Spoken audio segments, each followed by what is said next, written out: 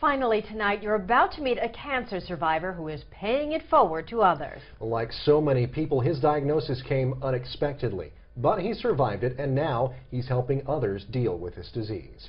That's why we've chosen him as this week's Salt of the Earth. My name is Bart Frazzitta. I'm a Catholic by tradition. Spent 16 years in the Catholic education system. I had an athletic scholarship at St. John's, as well as meeting my wife at St. John's. She was my college sweetheart. We've been married 46 years. We have 2 daughters. They're married to their first husbands, and they've given us 7 grandchildren. Spent 40 years in my employment life in the insurance and reinsurance industry. Been the CFO of major reinsurance companies, and in January of 1999 decided to reduce my work schedule. Being the CEO of a U.S. operation of an international consulting firm, the idea was to work 5 years and then retire. But his plans were interrupted. And lo and behold, in December of 1999, I was diagnosed with esophageal cancer. Went through chemo radiation, which was 24 hours a day, 5 days a week for 6 straight weeks, and radiation during the same time. Literally every plan that you had, every thought process of what you're going to do in the next 5 years gets cut in half, that you may not be here.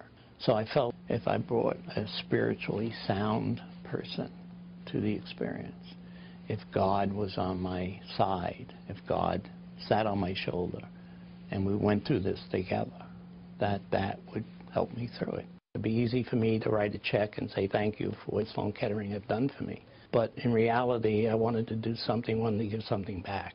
I felt that there was so much anxiety in preparing for surgery that the best place for me to be would be prior to that, meeting patients as they were learning about the cancer. And we worked out a plan where I would be part of the initial team that would talk to a new patient coming with this cancer. The thought was these poor people were subject to the same problem that I was, and how could I make their journey better? How he did that was through a remarkable and innovative program called Patient to Patient. Patient to Patient program is a program here at Sloan that focuses on volunteers coming back to walk the journey with patients who have been through the disease that they went through. And there are probably about 50 or 60 people now participating in that program. The Patient to Patient program really deals with the body.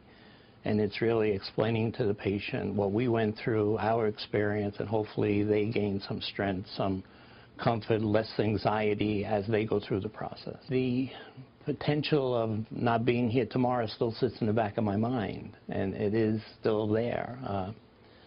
I still take CAT scans now. It's every 2 years, and that time period, a week or so before that scheduled event, your mind says, what happens if there's a recurrence? What happens if they find something? How will that change me? What will I do? Where's my focus? Where's my direction? And I take solace in knowing that my prayer life is good, and whatever God's plan for me, well, that's what we'll live with. It's not an end, it's a journey. And you're going from point A to point B, but it's not to say that you can go on whether here or after. It's a continuation. It's not an ending.